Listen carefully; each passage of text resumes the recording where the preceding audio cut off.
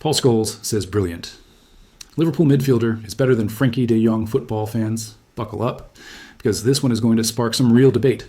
Manchester United legend Paul Scholes has just revealed his top 5 midfielders in world football right now, and surprisingly, his praise didn't go to Liverpool's Ryan Gravenberch, despite the youngster's excellent start to the season. Instead, Scholes singled out another Liverpool midfielder as someone who, in his eyes, is right up there with the very best, and even ahead of Barcelona maestro Frenkie de Jong.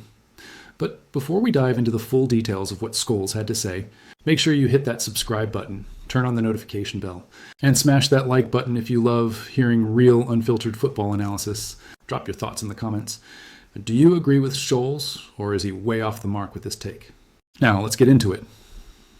On the latest episode of The Good, The Bad, and The Football podcast, Scholes revealed his admiration for technically gifted midfielders. He highlighted Frenkie de Jong as one of his favorites, slotting the Barcelona star at number 5 in his ranking.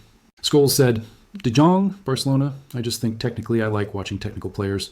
I'd have him as number 5. I thought he was brilliant against Newcastle last week. Pretty fair assessment, right? De Jong has long been hailed for his composure, vision, and ability to control a game. But then came the surprise. Scholes named Liverpool's very own Alexis Mac Allister as his number 4 midfielder in the world, ahead of Frenkie de Jong. Scholes didn't hold back in his praise.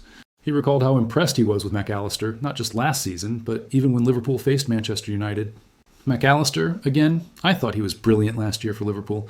I saw him close up in the game at Old Trafford, and as I mentioned before, he was brilliant, controlled everything. I don't think he's had a great start to this season, but I'll have Mac Allister at number 4. Now, let's pause here.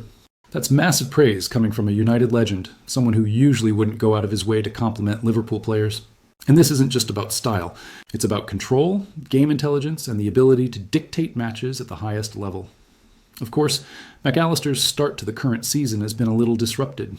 He's been regaining full sharpness after missing part of the summer through injury. But when you look back at last season, his impact was undeniable. He was one of the cornerstones of Liverpool's midfield, instrumental in their Premier League title win under Arne Slot. Slot himself has been crystal clear about just how important Mac Allister is to his team.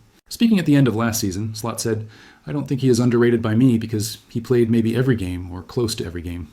Maybe the few times he didn't play, that was because he needed rest or he got a knock. He's a very important player, with game intelligence, so comfortable on the ball. But here's where it gets even more interesting.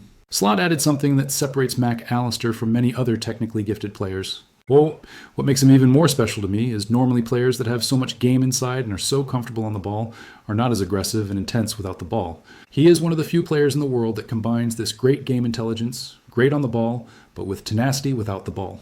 In our midfield, he stands out in terms of tenacity. That blend, technical brilliance and defensive aggression, is rare.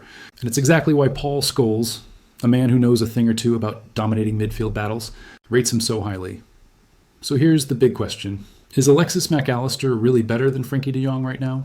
Scholes seems to think so. But what about you?